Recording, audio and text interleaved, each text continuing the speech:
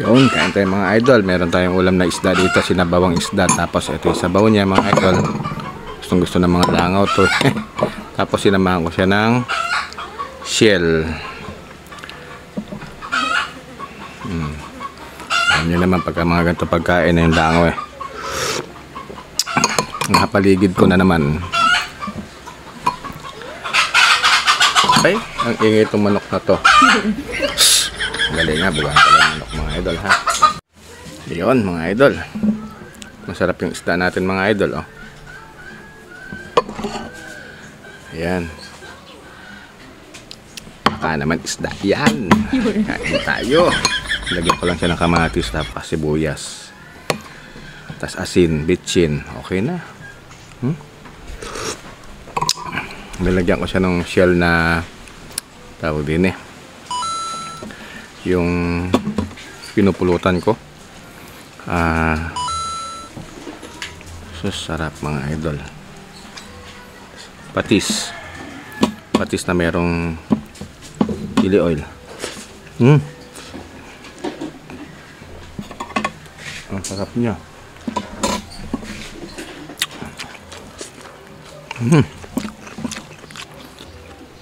Ang sabaw niya talagang seafood na seafood yung lasa mga idol. Baka naman. Ang sarap niya mga idol. Bang ano?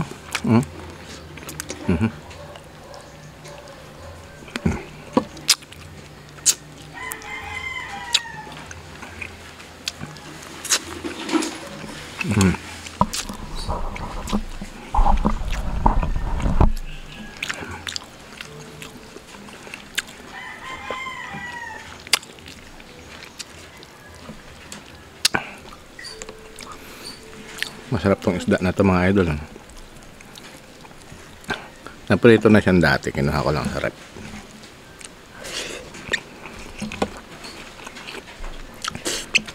Tapos nasabawan ko lang para masarap diba? Para may sabaw-sabaw naman.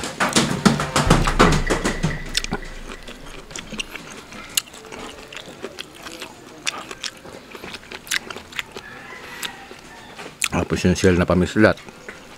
Sarap.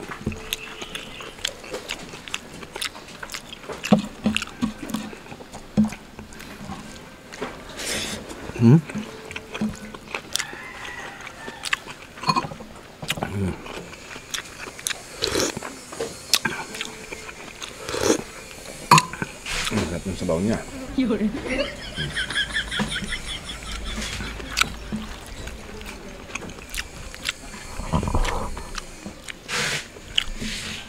Maangat kasi eh. Yun.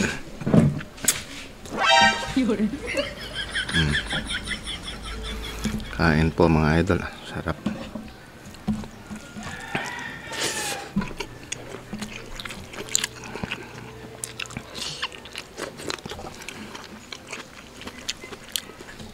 Malasa kasi itong isda na to.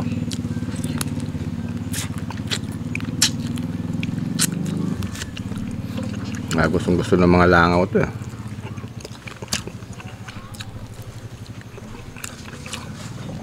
Sarap niya mga idol. Subo ka po.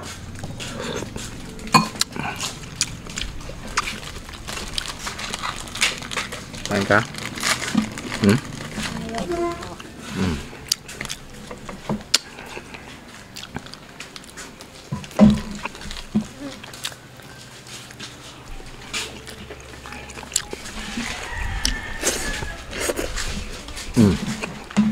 Subo ka.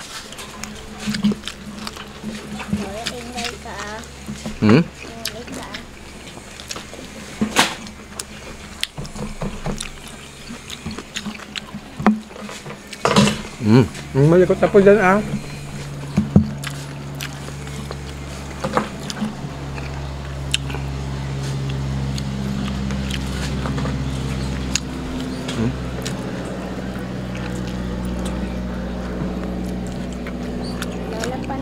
Huwag mong galawin yan po.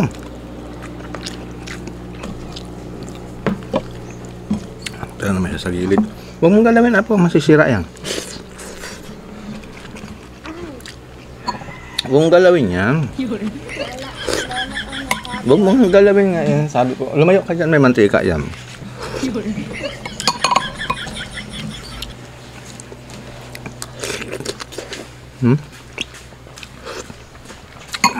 Ang sarap mga idol.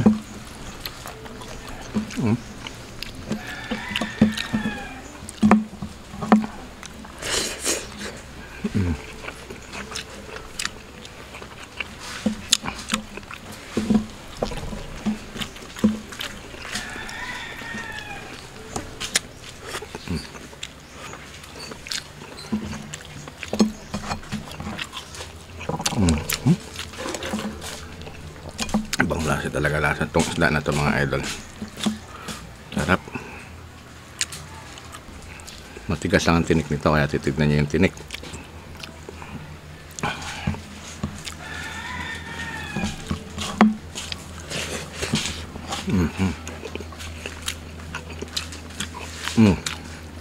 Subo ka? Kumain ka na ba?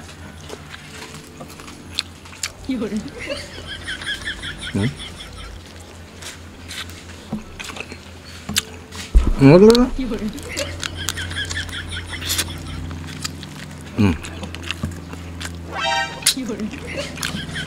Tubig.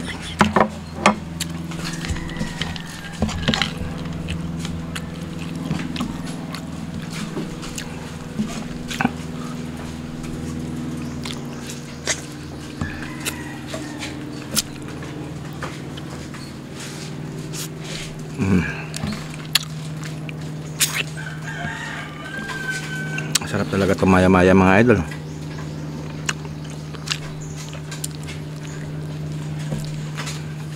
May kamahalan siya, pero sulit naman.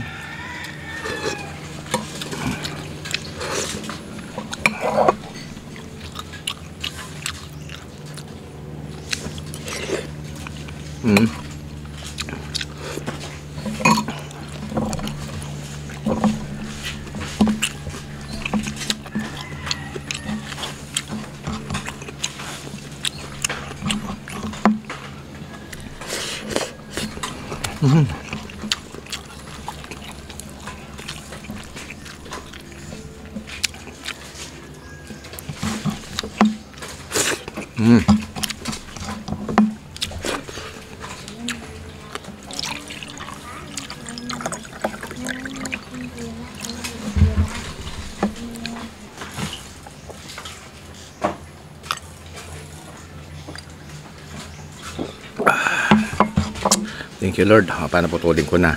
Applyin ko na lang ito. Bye bye.